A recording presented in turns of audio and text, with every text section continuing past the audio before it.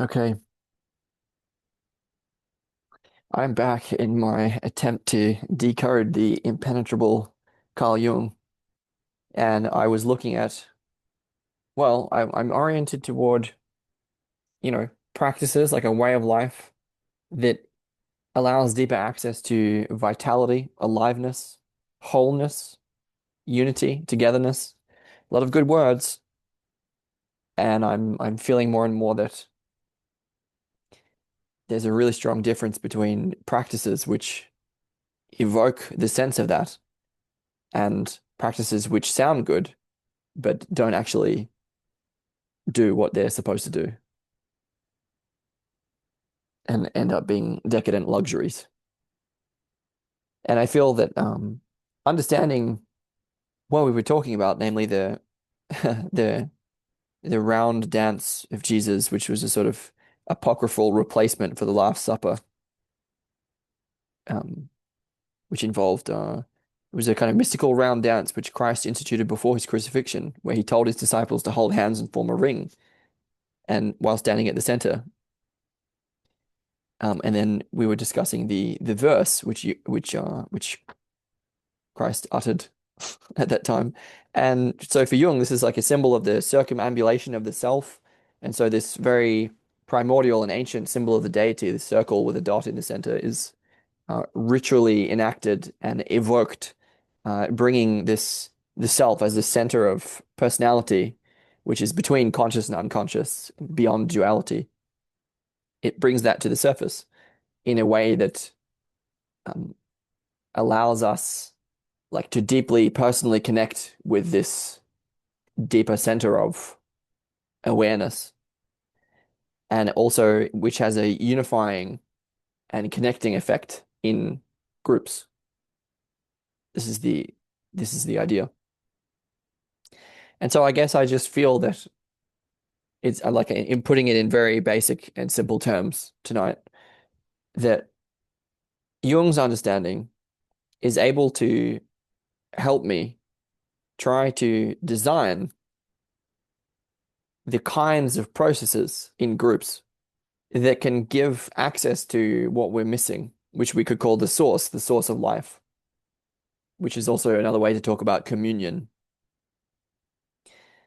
And for me, that clearly results in not only the sense of unity or participation mystique, but also deeper reflective awareness. It's a way of bringing more of what is sort of latent or unconscious into consciousness, consciously connecting with that which is always implied, which we could simply call God.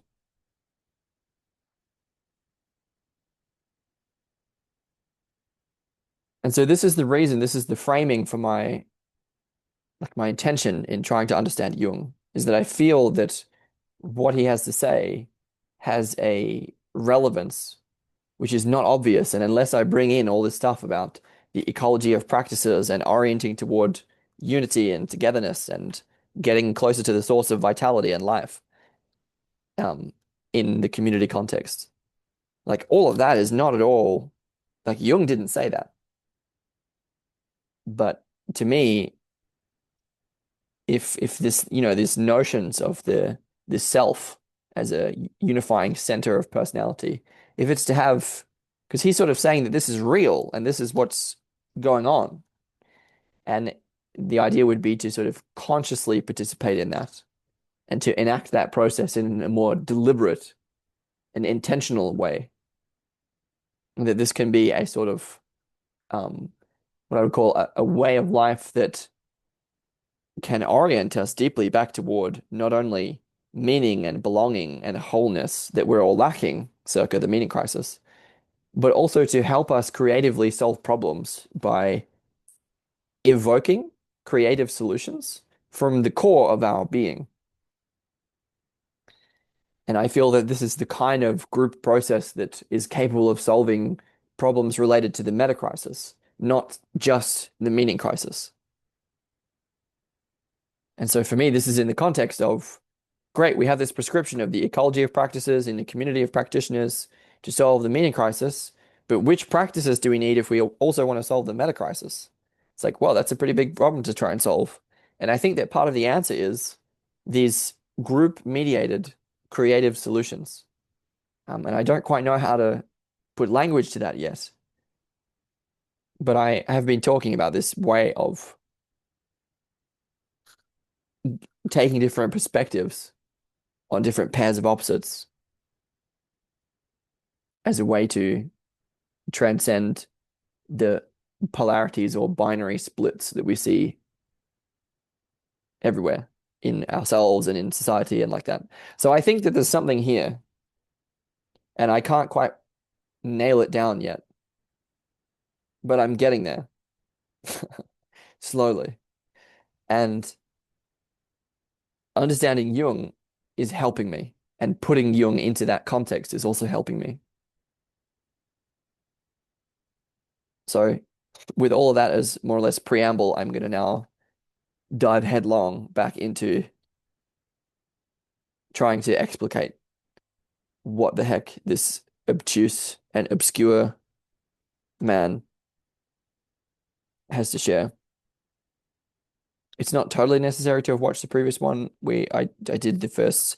This is in a look to be clear. This is in an essay called "The Mass and the Individuation Process," in which Jung is comparing the Christian Mass, the Catholic Mass, with this apocryphal, um, uh, Jesus and the dance of the cross. I think it was called. And so this, yeah, this round dance that they were doing. It's a kind of ritual enactment of the taking Christ into oneself that Jung feels is like a ritualistic way of enacting the uh, connecting the ego to the self in Jungian terms. The idea is that if I take that understanding and take it into group process, it can be helpful and very real, very much not theory, but like something to do. Um, anyway, so we were talking through Jung. He was talking about all this, and we were doing pages 133 through 139 of his essay, which is originally taken from Psychology and Religion, and here republished in Murray Stein's Jung on Christianity. And I'm going to continue from page 139. Gosh, exhausting preamble.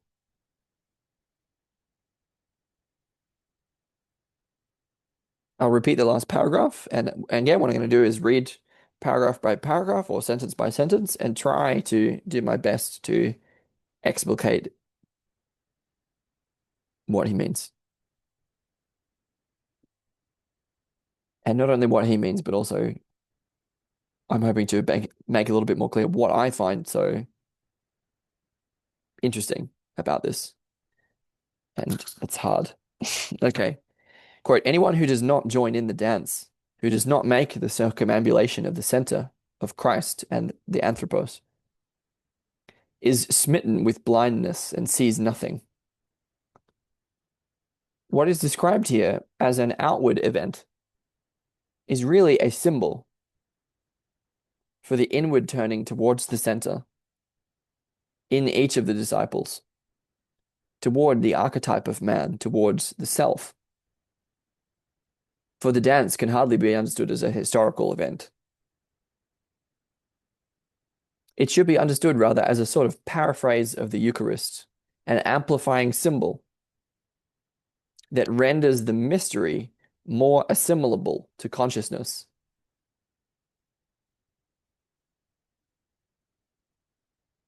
I'm just pausing just right there.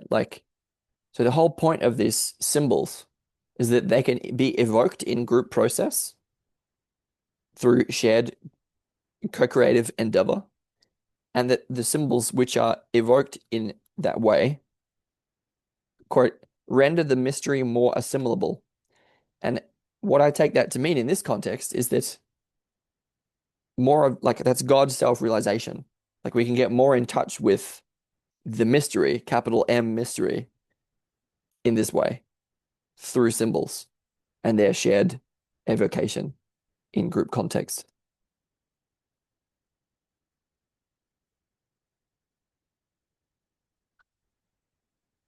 So in describing this, he said what's described here as an outward event is really a symbol for the turning inward. toward the center in each of the disciples, toward the archetype of man, toward the self. For the dance can hardly be understood as an historical event. It should be understood rather as a sort of paraphrase of the Eucharist, an amplifying symbol that renders the mystery more assimilable to consciousness. And it must therefore be interpreted as a psychic phenomenon. It is an act of conscious realization on a higher level, establishing a connection between the consciousness of the individual and the superordinate totality of the self.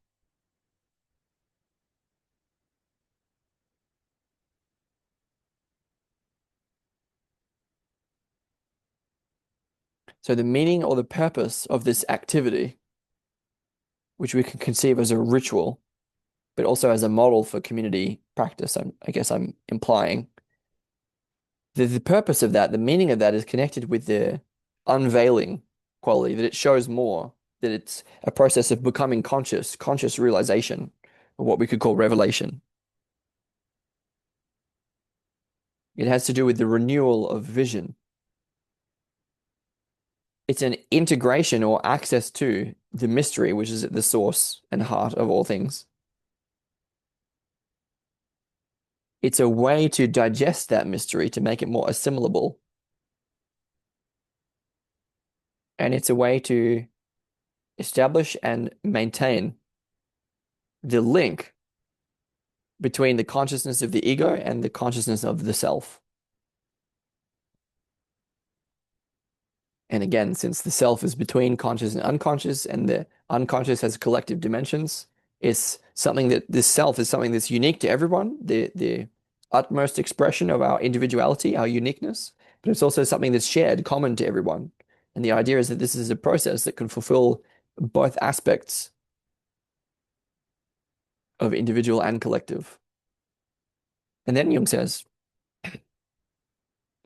the Acts of Peter says of Christ, quote, "Thou art unto me, Father, thou my mother, thou my brother, thou my friend, thou my bondsman, thou my steward. Thou art all, and all is in thee. Thou art, and there is naught else that is, save thee only. Unto him, therefore, do ye also, brethren, flee.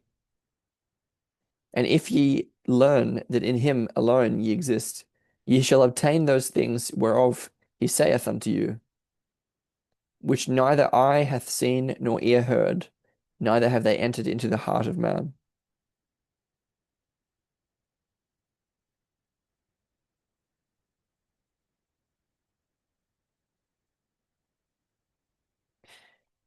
Complicated. So Jung is wanting to talk more about what this means. He says the words "I will be united," which is one of the things that Christ uttered in the hymn that I was speaking of in the last episode on this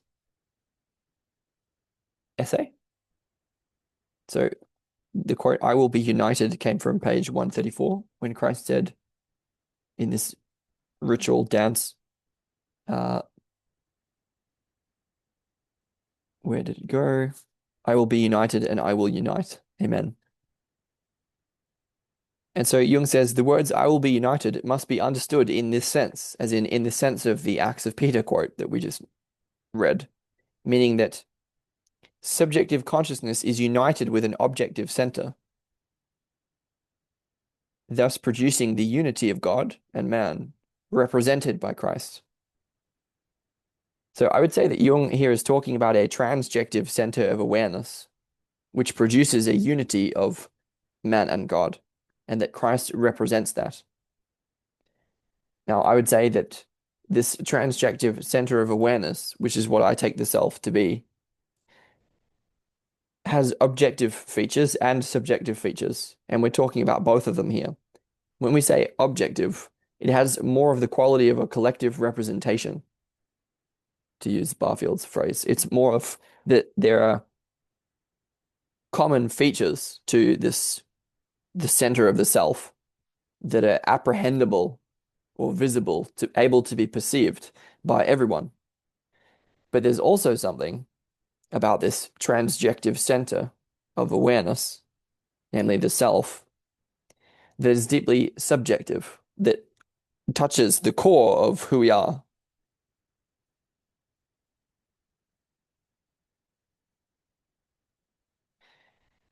And so there's a way that this polarity of subjective and objective can be united in this process of which I'm speaking.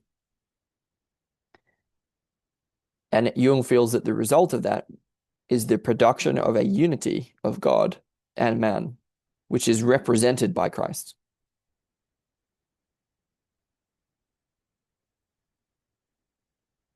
And then he says, the self is brought into actuality through the concentration of the many upon the center. And the self wants this concentration. It is the subject and the object of the process. Therefore, it is a lamp to those who perceive it. Its light is invisible if it is not perceived. It might just as well not exist.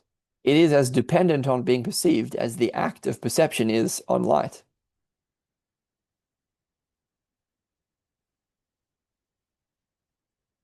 This brings out once again the paradoxical subject-object nature of the unknowable. Okay, so he's saying like I'm asking you to imagine, because he's saying that the self is already.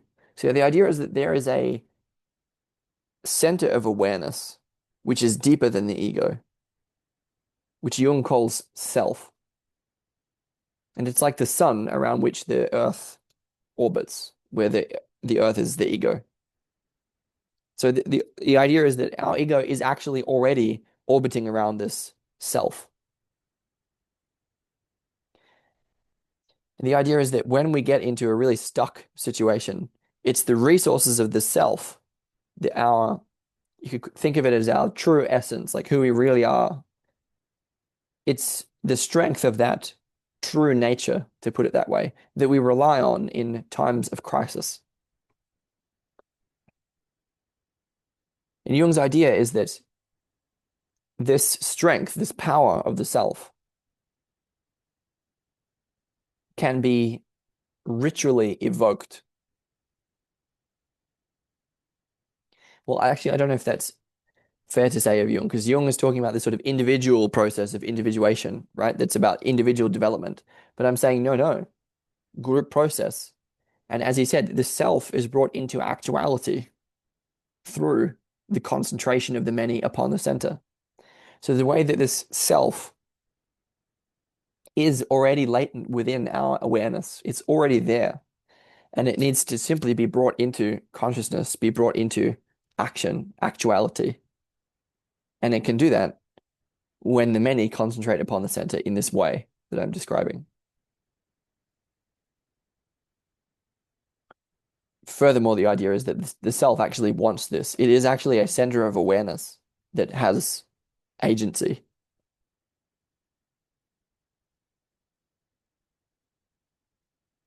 And it is as dependent on being perceived as the act of perception is on light.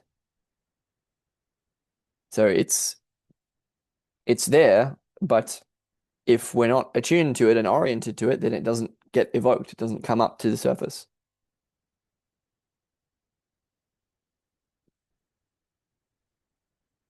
So this process that I'm describing is a way by which a group can intentionally actualize the self, which Jung feels is desired by the self. And I would say that when that happens, this enters the ego into no self, or there's a kenosis or emptying out of the ego. There's a spaciousness or emptiness, which I feel divests us of ego, gets rid of the ego. It allows the ego to go away. That I feel is very healthy, having experienced that sort of thing.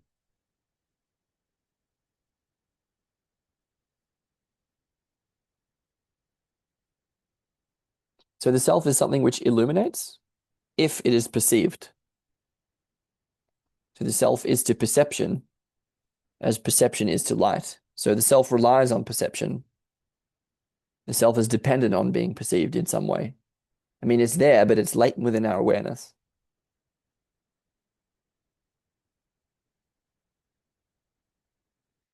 And again, Jung feels that Christ represents this. He says, Christ, or the self, is a mirror. On the one hand, it reflects the subjective consciousness of the disciple, making it visible to him. And on the other hand, it knows Christ. That is to say, it does not merely reflect the empirical man. It also shows him as a transcendental whole.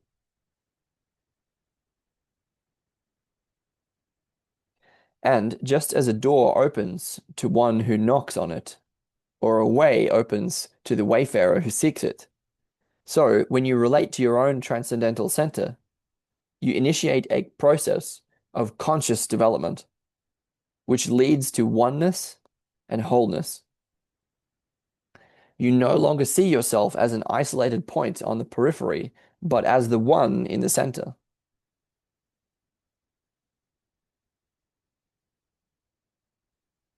Only subjective consciousness is isolated. When it relates to its center, it is integrated into wholeness.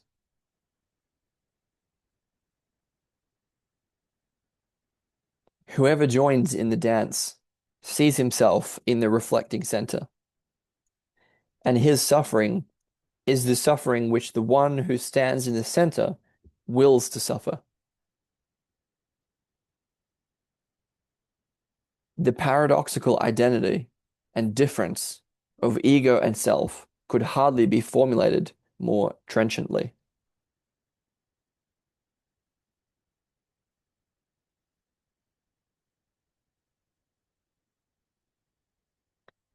So again, Christ is a symbol of the self. It or he is a kind of mirror. And so it reflects subjective consciousness and shows the empirical man as he is. But it also shows man as an empirical whole, as a transcendental whole, which is beyond the personal or subjective.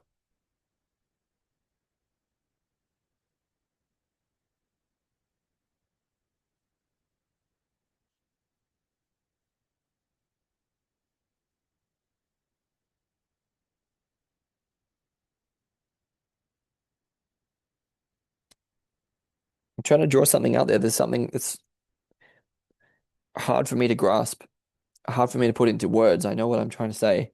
It's that how can it reflect subjective consciousness? Well, there's a way that I feel it reflects the opposite of what we put in.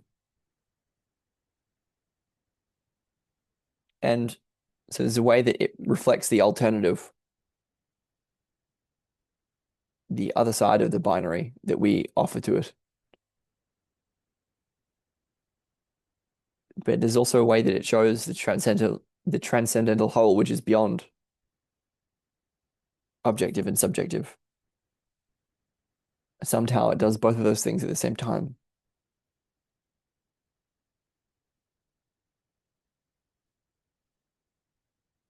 Again, it has different aspects, and it has subjective aspects and objective aspects.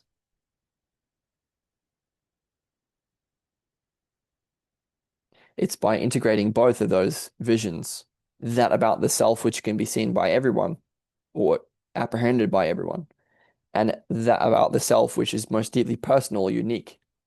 And when we can put those together, I think then it is revealed as a transcendental whole. So the idea here is that just in the same way that the door opens when one knocks on it, well, when we relate to the transcendental center of the self, then we initiate our conscious development, which leads toward wholeness. And so the whole point of what I'm talking about is like, doesn't it seem that we're lacking wholeness? Just like, oh, if we had an interest in getting a bit more wholeness, a bit more unity, a bit more togetherness, a bit more totality, rather than being so partial and small, then Jung's prescription is this kind of thing. It's the process of individuation. And the idea is that this can actually be, it's something that can be consciously engaged in the same way as just knocking on the door. We can relate to this transcendental center in our own individual lives and also in group process. This leads to this sense that one actually is not the peripheral ego, but one actually is this self center. So it's actually who we are. It's actually, we actually already are that. We're just unconscious of it.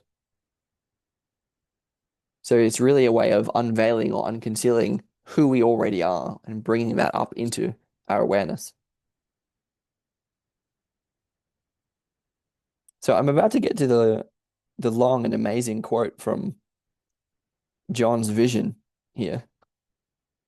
And in order to do that, I need to say the next bit that Jung wants to say. Again, we were talking about these qualities of the self. And it says,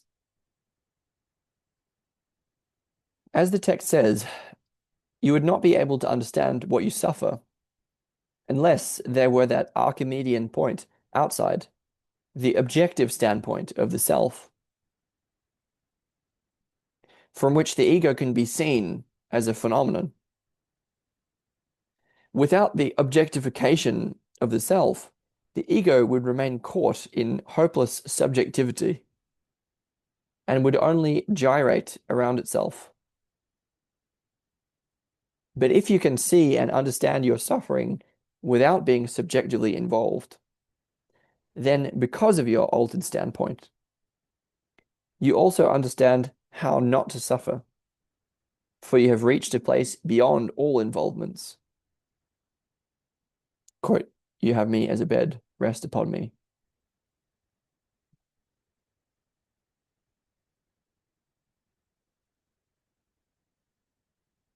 So this is the idea of the self as a resource. I mean, an emotional and spiritual resource.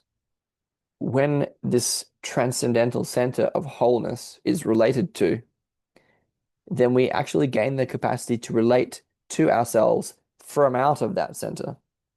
And when we can, in some way, take the perspective of the self, it's in some way a more objective viewpoint.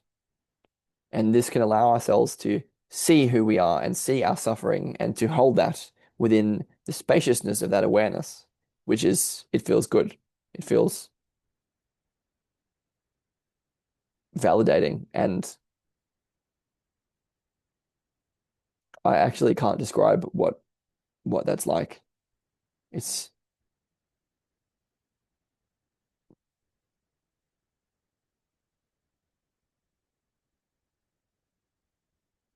I when I felt that I knew what they meant by Christ as Savior or Redeemer. I was like, oh, not quite in that way, but I don't know how else to express that.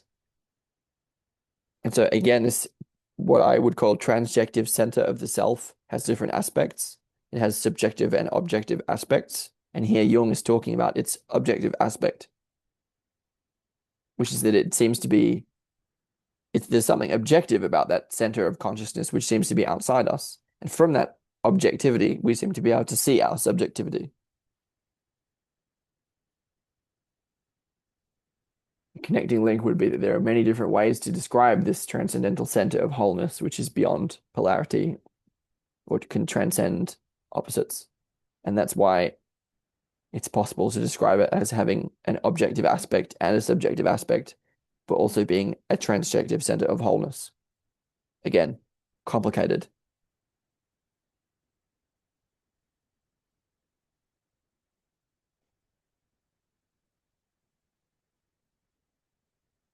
So Jung had the idea that our subjective and isolated consciousness is unified into a greater wholeness when we relate to that center, which he calls self. And so these centers, the ego and the self, they have a paradoxical identity. They go together in some way. And so a deep understanding of what it is that we suffer that can come from that external, that seemingly external point that seems to be outside the ego. And the self is to the ego as the sun is to the earth. And so it offers a transpersonal and transjective perspective that's beyond subject and object and is beyond any one person. It's between and beneath and among all people, a transpersonal, transjective center of awareness, which is a perspective that we can actually feel. We can actually take up that perspective. And that casts a light of relief on the ego's suffering. So it's relieving. As I said, it feels good. It feels like being seen very deeply and validated and noticed. And this is what they mean by having a really deeply personal connection with Christ. It's the same sort of thing. Christ being a symbol of that. Okay. One final bit, which goes, sorry, as Jung was saying, he said, but if you can see and understand your suffering without being subjectively involved, then because of your altered standpoint, you also understand how not to suffer. For you have reached a place beyond all involvements. Quote, for you have me as a bed, rest upon me. This is an unexpectedly psychological formulation of the Christian idea of overcoming the world,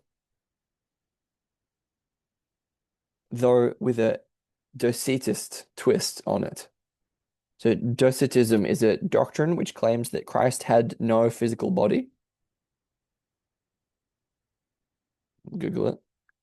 And so he feels that this is it's an elaboration of the Christian idea of overcoming the world with a docetist twist. What would that mean? So it says, he gives a quote, who I am, you shall know when I depart. What now I am seen to be, I am not.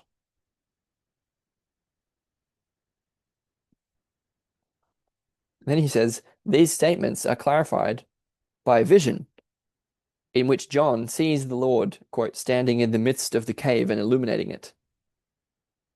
And then he says to John, and he says rather a lot. So again, we're going to quote from Christ here. And, well, just hear what he has to say. And I'll try to talk about what it means, although there's no way to talk about what it means.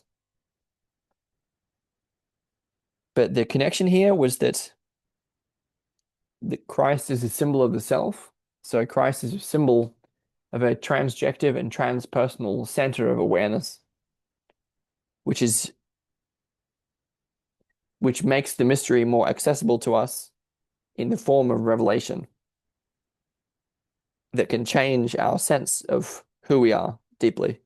It can have a transforming effect through a deeply personal and objective connecting link.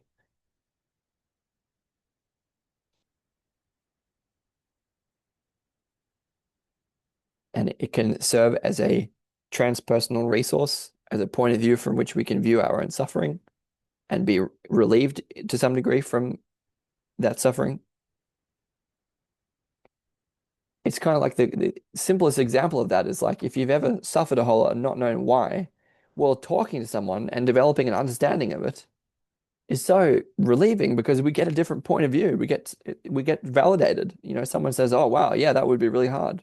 It's like what we can see that our suffering is real because it fits into a larger context of other people being able to see it and notice it and make a story about it, you know, and anyway, but I digress.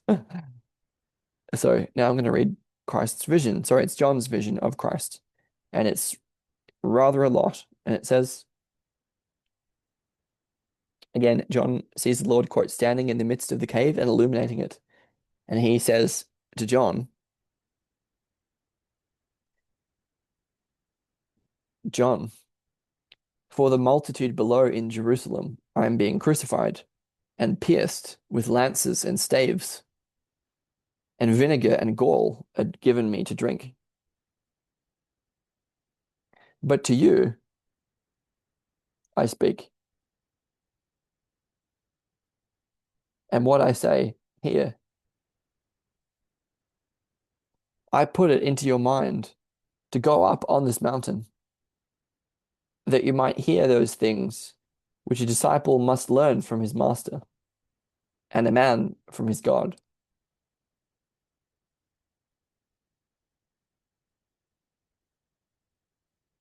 Again, I put it into your mind to go up into this mountain, to go up on this mountain, that you might hear those things which a disciple must learn from his master, and a man from his God.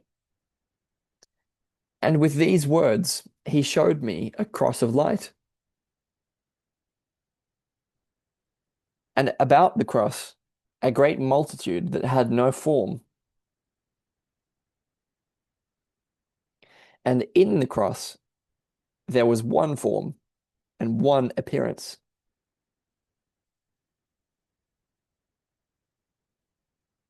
And above the cross, I saw the Lord himself. And he had no outward shape, but only a voice.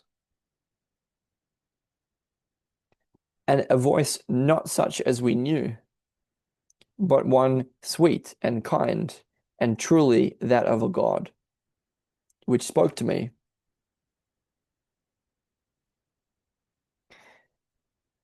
John, one man must hear this from me, for I require one that shall hear.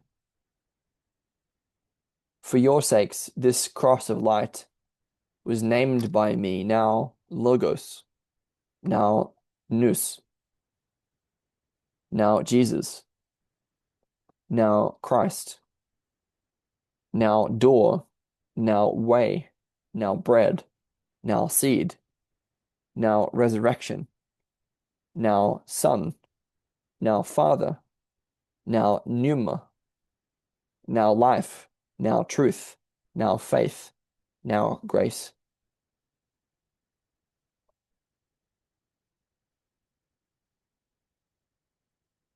So is it called for men, but in itself and in its essence is spoken of to you.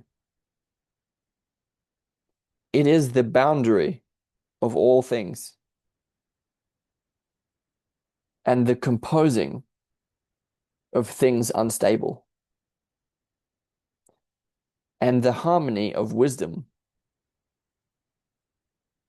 and the wisdom that is in harmony.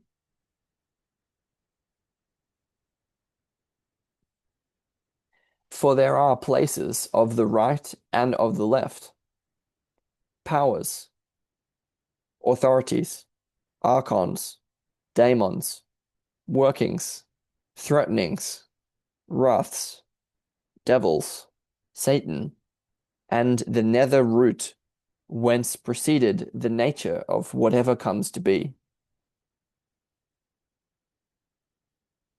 And so it is, this cross which joined all things together through the Word.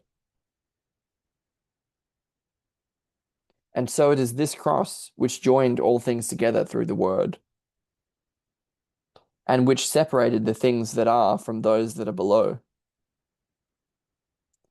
and which caused all things to flow forth from the one.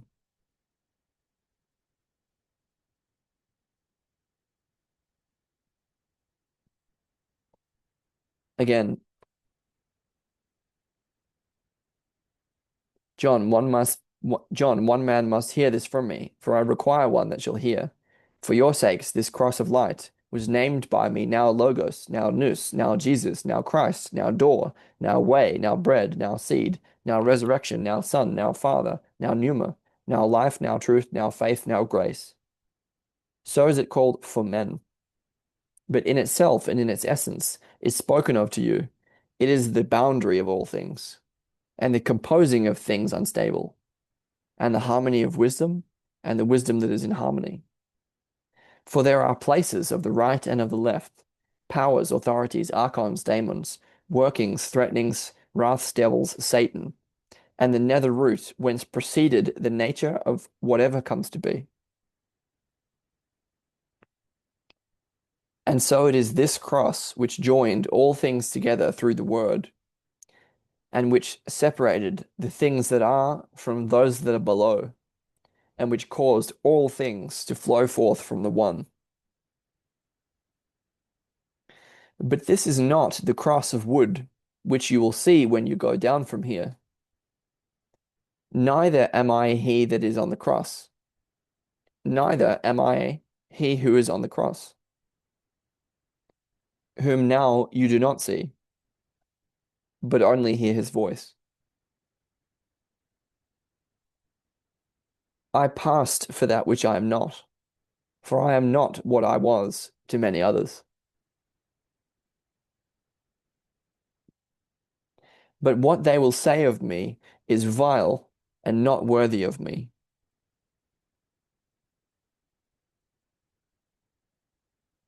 Since, then, the place of rest is neither seen nor named,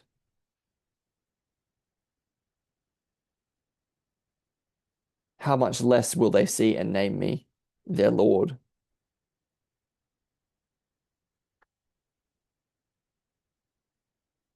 Since, then, the place of rest is neither seen nor named, how much less will they see me and name me, their Lord? Now, the formless multitude about the cross is of the lower nature. And if those whom you see in the cross have not one form, then not all the parts of him who descended have yet been recollected.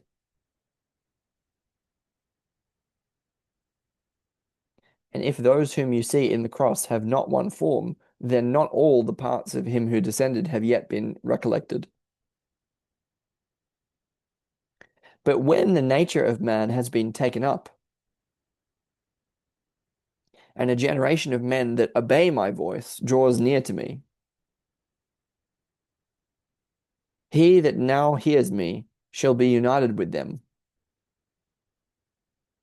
and shall no longer be what he now is, but shall stand above them, as I do now. For so long as you call not yourself mine, I am not what I was. But if you understand me, you shall be in your understanding as I am,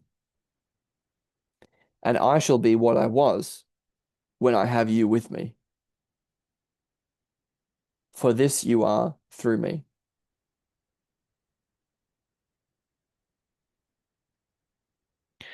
Again, but when the nature of man has been taken up, and a generation of men that obey my voice draws near to me, he that now hears me shall be united with them, and shall no longer be what he now is, but shall stand above them, as I do now.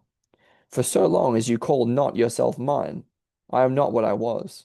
But if you understand me, you shall be in your understanding as I am, and I shall be what I was when I have you with me. For this you are through me.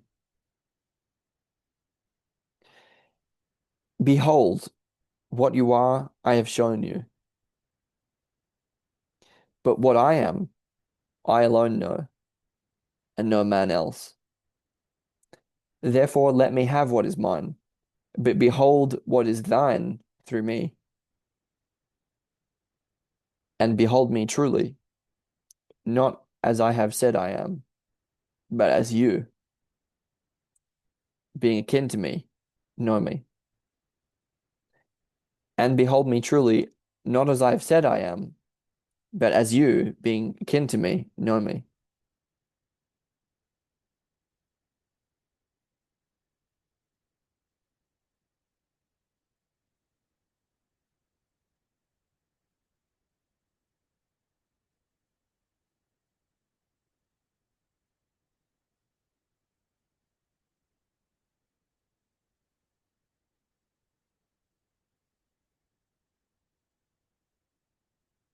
So this is from the apocryphal New Testament.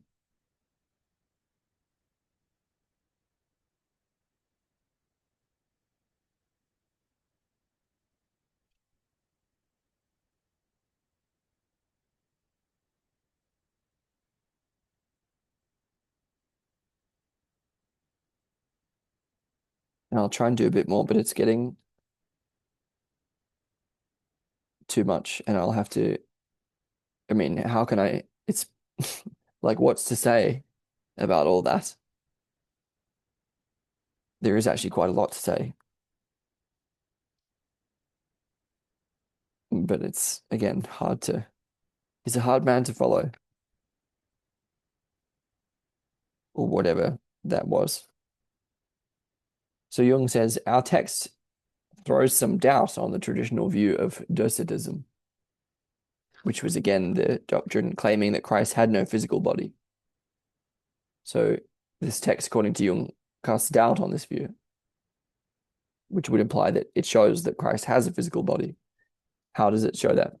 Jung says, though it's perfectly clear from the texts that Christ only seemed to have a body, which only secured to suffer, this is docetism at its grossest. The texts, as in the normal texts, I think. And then he says, the acts of John are more subtle, and the argument used is almost epistemological. The historical facts are real enough, but they reveal no more than is intelligible to the senses of the ordinary man. As in, like, I took this to mean that it shows that Christ did in fact have a body, but that this was hardly the point. So then Jung says, yet even for the knower of divine secrets, the act of crucifixion is a mystery, a symbol that expresses a parallel psychic event in the beholder.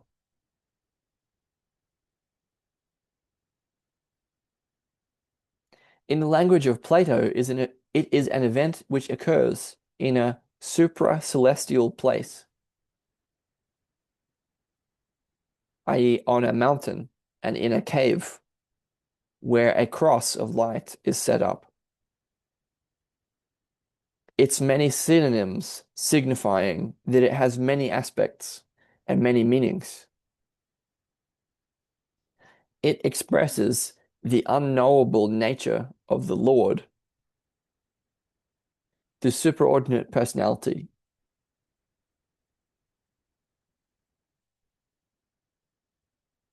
Since it is a quaternity, a whole divided into four parts, it is the classic symbol of the self.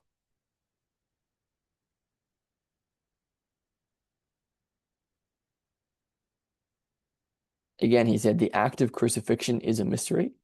It's a symbol that expresses a parallel psychic event in the beholder.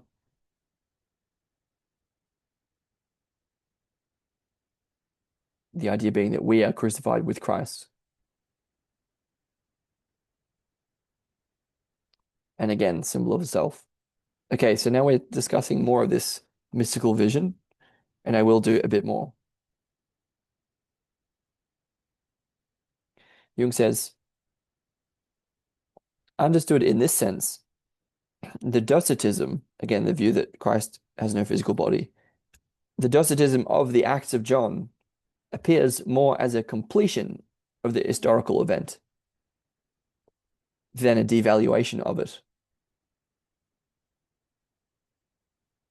It is not surprising that the common people should have failed to appreciate its subtlety, though it is plain enough from a psychological point of view.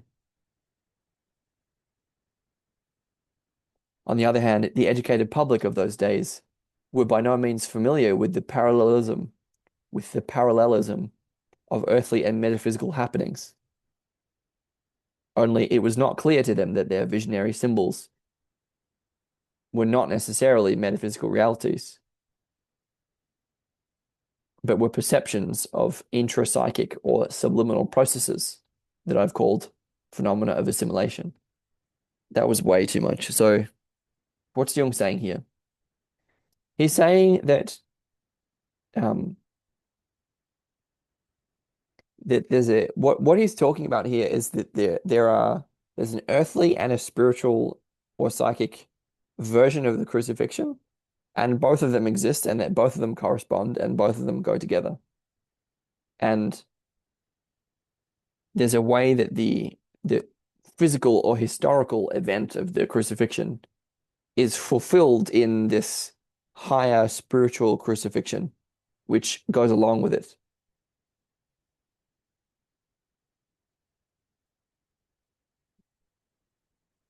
And so this is what Jung understands as in the Acts of John, this event appears as more of a completion of the historical event rather than a devaluation of it. So it's not that the literal physical crucifixion doesn't have any meaning or value or reality, as Docetism would seem to imply, but that they correspond. This I'm trying to indicate a cross going upwards and a cross going downwards. Anyway, and so Jung feels that that kind of correspondence of these two crosses, one on the physical, earthly, material, historical plane, and one on a sort of higher spiritual plane, the plane of this mystical psychic vision that John had of Christ. That the correspondence of this and its sort of symbolic meaning is actually quite subtle, even though the symbolism is fairly clear.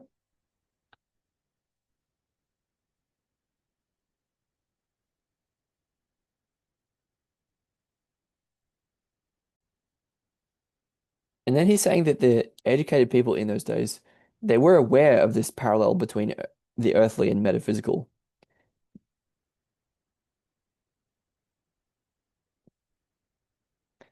but it wasn't, the difference between those wasn't quite as obvious, perhaps. Anyway, he goes on, quote, the contemplation of Christ's sacrificial death in its traditional form and cosmic significance constellated analogous psychic processes. So when we contemplate that event, it constellates something equivalent, quote, analogous psychic processes, which in their turn gave rise to a wealth of symbols, as I have shown elsewhere, for example, in Ion.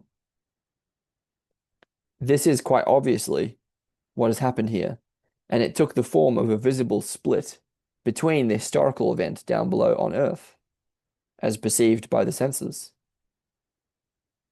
and its ideal visionary reflection on high. Wow, look at this. That's so cool. I'm going to repeat what he said. So obviously Christ died this sacrificial death, and it has a traditional form and a cosmic significance of a certain kind. And when we contemplate that, Jung is saying, when we really understand that and grapple with it and reflect on it and contemplate it, then there are psychic processes which are triggered, which are brought up within us, which are constellated, Jung says. And that internal process gives rise to certain symbols. So again, he's talking about this deep parallelism between the inner and the outer. When there's this sort of objective external event that we contemplate, something happens within us.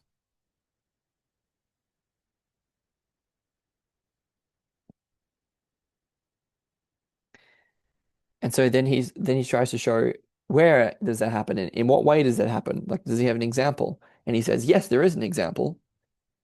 And the example is actually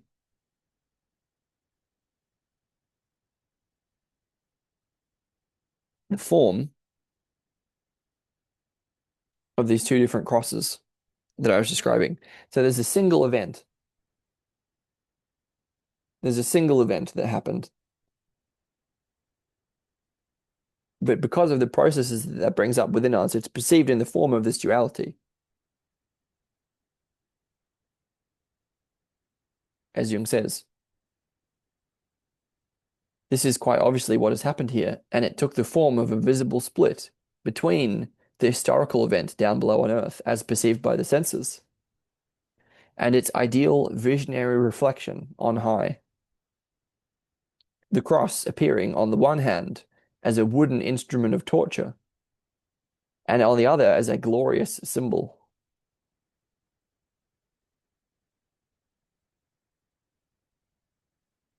Evidently, the center of gravity has shifted to the ideal event, with the result that the psychic process is involuntarily given the greater importance.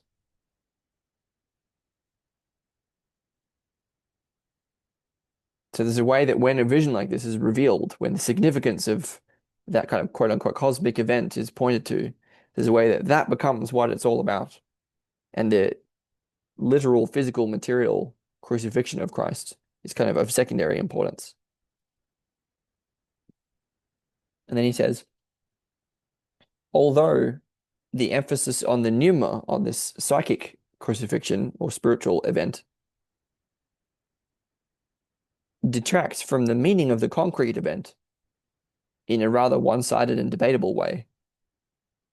Again, although the emphasis on the pneuma distracts from the meaning of the concrete event in a rather one-sided and debatable way, it cannot be dismissed as superfluous,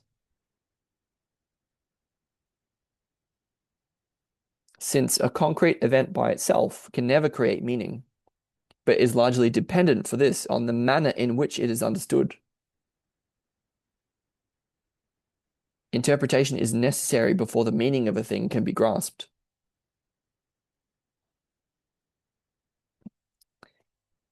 Which the naked facts by themselves mean nothing. This clearly applies in Jung. So what he's talking about is these mirrored crucifixes. He's saying that there's one supra-celestial event, which I would talk about as an ingression from a higher dimensional plane that popped into our reality in the form of this crucifix, in the form of the crucifixion event.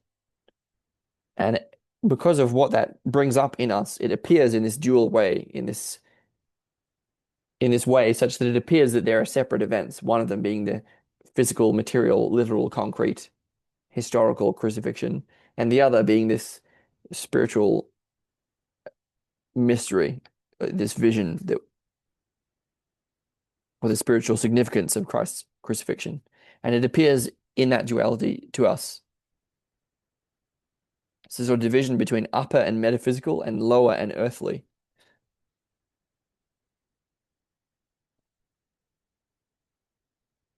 And so there's a way that when we see both of them, we can sort of be drawn to one or the other, depending on our temperament or how we receive it. It's like, oh, what are you talking about? This crazy vision doesn't have anything to do with Christ. It was all about his physical crucifixion. That's what's important. This would be a very, like,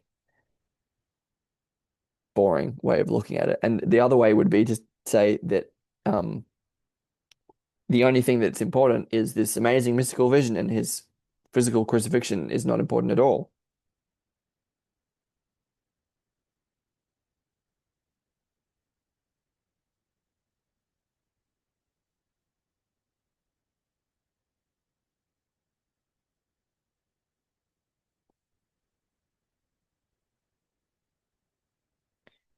So this is what he meant when he talked about that the center of gravity was sort of shifted to this upper version, that the upper cross.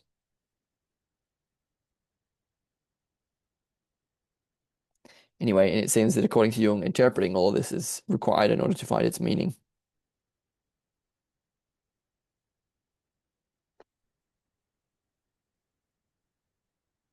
It seems to me that the more that, like, if we perceive that event in its two halves, if we perceive that it has an upper half and a lower half, and if we give all the value to the upper half, then the compensating value of the lower physical material event will be raised.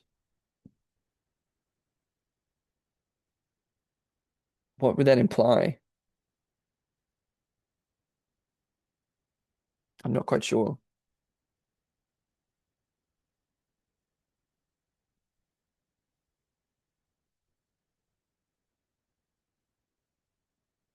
I have to leave that there.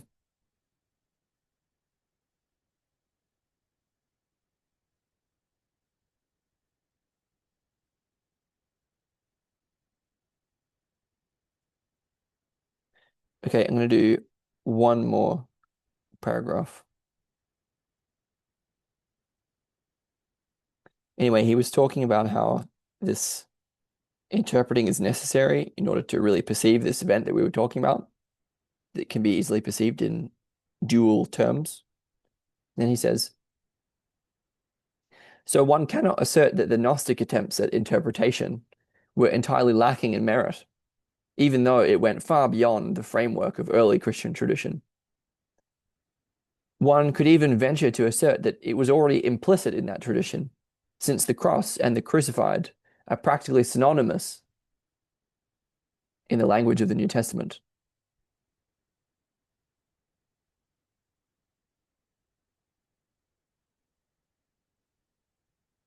So Jung feels that the difficulty and the necessity of interpreting this sort of thing justifies the early Gnostic attempts to do exactly that, even though they went beyond the early Christian tradition. And so the cross itself and the crucified seem to be overlaid over each other.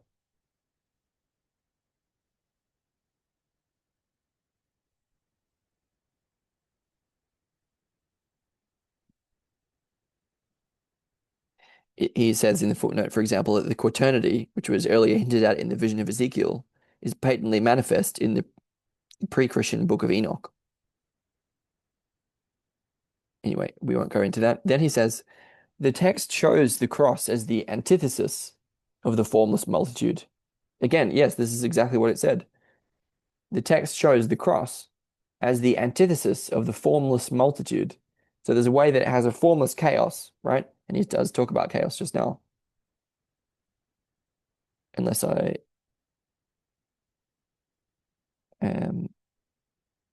maybe he doesn't. Anyway, he says the text shows the cross as the antithesis of the formless multitude. It is, or it has, form, and its meaning is that of a central point defined by the crossing of two straight lines.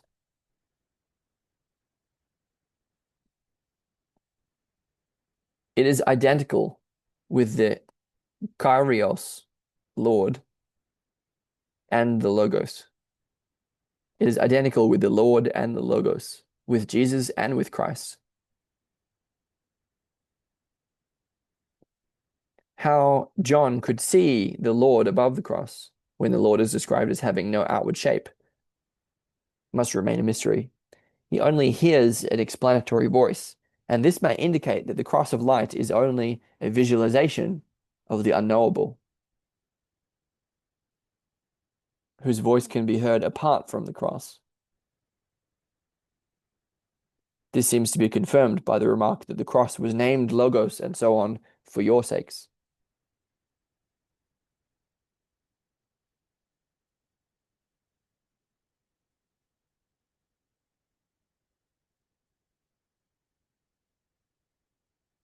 And I'm just going to talk a little bit about the effects of this, which he talks about in the next paragraph. So what he was saying was that the cross appears as an antithesis to this formless multitude. So it brings form, it brings order, it brings organization. It has a shape. It has a meaning. It's the meaning of a central point defined by these two straight lines. And it's identical with Lord and Logos, Jesus and Christ. It's the identity of all of them. And furthermore, he was saying that the voice of the unknowable was heard apart from the cross. It was sort of going along with it in this mystical vision. And then he does mention chaos. I didn't invent that. Anyway, he says, the cross signifies order as opposed to the disorderly chaos of the formless multitude. It is, in fact, one of the prime symbols of order, as I've shown elsewhere. In the domain of psychological processes, it functions as an organizing center. It functions as an organizing center. And in states of psychic disorder caused by an invasion of unconscious contents, it appears as a mandala divided into four.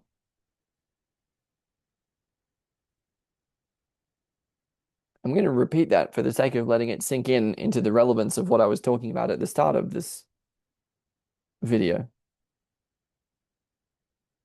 The cross signifies order as opposed to the disorderly chaos of the formless multitude. It is, in fact, one of the prime symbols of order, as I've shown elsewhere. In the domain of psychological processes, it functions as an organizing center. Not just psychological processes, also in sociological processes. And in states of psychic disorder caused by an invasion of unconscious contents, it appears as a mandala divided into four. No doubt this was a frequent phenomenon in early Christian times, and not only in Gnostic circles.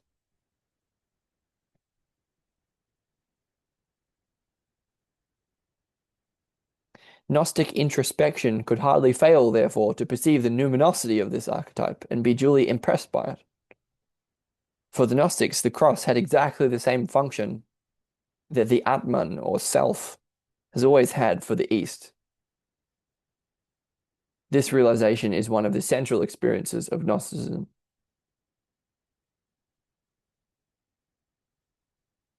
Okay, so Jung is saying that the revelation of the cross, the significance and the meaning of the crucifixion appearing in this super celestial, psychic and physical way, it brings order to chaos. It's an organizing center that also appears in the form of a mandala. Hence, no wonder it impressed the Gnostics so much, because it's numinous in the way that Atman, or the Eastern self, is. And so, look, I just wanted to point out here that, like, again, we were talking about this group evocation process that can bring order to chaos, and allow us to access a center of meaning and wholeness and belonging and totality and aliveness and vitality and peace and like all those other words that describe this. And I'm saying that Christ is a prototype, and we can not exactly come to understand this in an encompassing way, but come to enact it.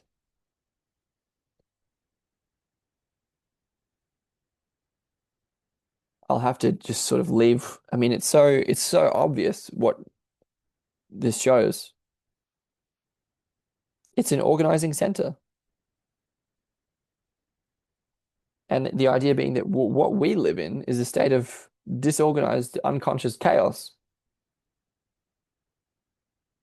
And that, like, I get what they mean. Like, there's a way that, like, Christ already did the thing. Like, it's already done. It's like, yay, we can just celebrate. Don't worry, he's got it sorted. But it's like, no, the implication of really understanding in the way of gnosis, right? It's like, oh, and it implies getting it together. It implies group process. It implies ecology of practices. It implies the perennial philosophy. It implies a perennial way of life. And it implies a way of life that gives rise to the exact same kind of revelation and the effects of that revelation, which have to do with wholeness, totality, and unity, as well as appropriate division and separation, which we lack because we haven't been doing it. It's something that can be done, is what I'm saying. It's not something to be believed in. I mean, it is, but it's not only that.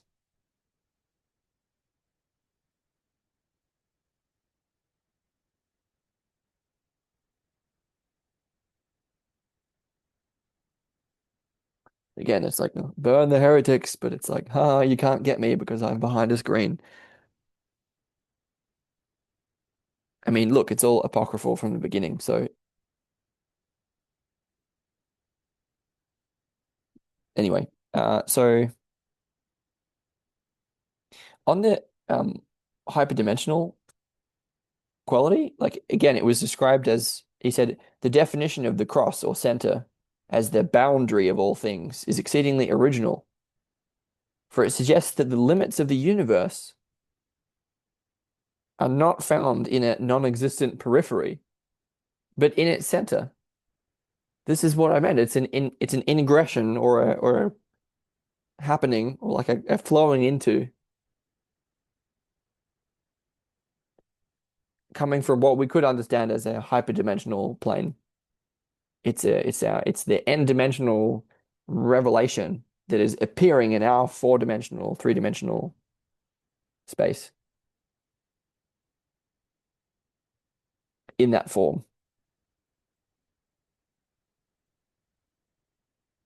Again, it suggests that the limits of the universe are not found in a non-existent periphery, because the universe just keeps going faster than we can catch it, at least. But the limit of the universe is actually found in the center. Quote, there alone lies the possibility of transcending this world. All instability culminates in that which is unchanging and quiescent. And in itself, all disharmonies are resolved in the quote, harmony of wisdom. So here we have the idea that the self is the limit of our universe and a manifestation of a hyperdimensional reality.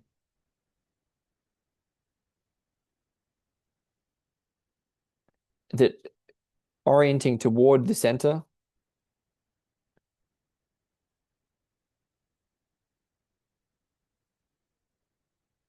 is the right way to orient in this way, toward the center understood in this way. And that center is in itself unchanging and harmonizes all disharmony.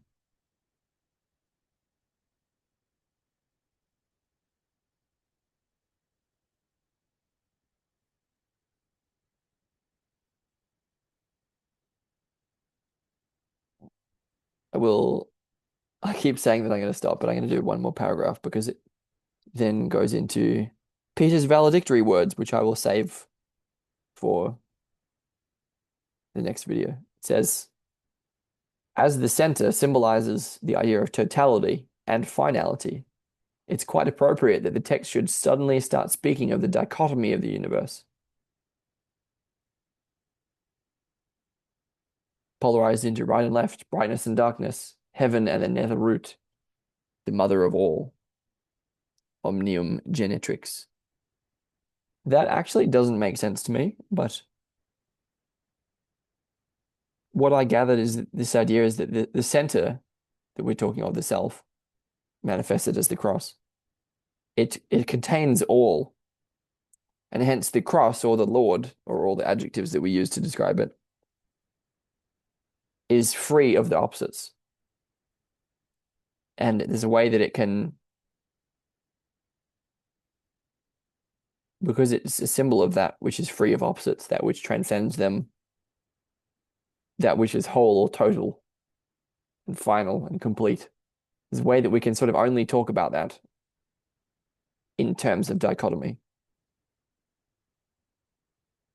As we were saying in the last video, it's this round dance of Christ. Christ's nature was revealed in this paradoxical reflection. By defining things in terms of pairs of opposites, we reveal the nature of Christ, which is between and among them. And in the same way here, the center of the self is described or revealed by these opposites. He says, this is a clear reminder that everything is contained in the center, and that as a result, the Lord, i.e. the cross, unites and composes all things, and is therefore nirvana, free from the opposites, in conformity with Eastern ideas, and also with the psychology of this archetypal symbol. The Gnostic Christ figure and the cross are counterparts of the typical mandalas, spontaneously produced by the unconscious. They are natural symbols, and they differ fundamentally from the dogmatic figure of Christ, in whom all trace of darkness is expressly lacking.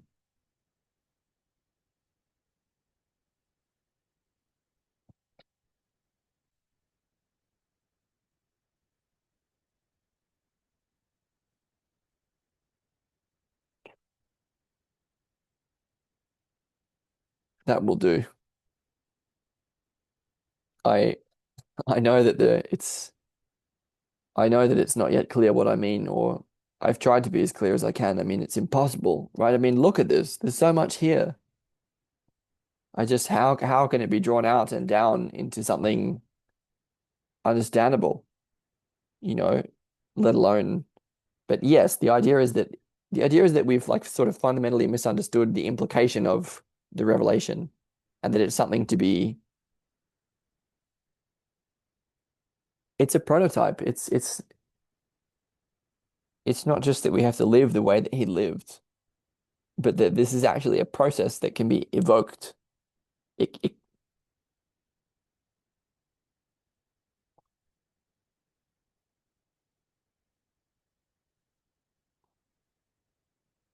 we can understand that in a version of Christianity, apocryphal or not, or we can understand that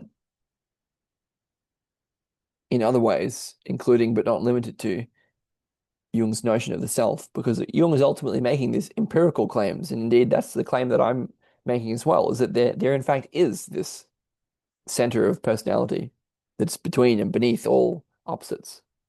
And whether we call that the self or something else, well, it's still there, and it's still the way that we solve problems in the world in when things really get real is by falling back upon this center of our personality. So it's really active in normal life, and Jung just noticed that. The idea is that it can be intentionally evoked, or we can intentionally work with this conscious center of our personality to evoke the organizing, unifying qualities that we so desperately need.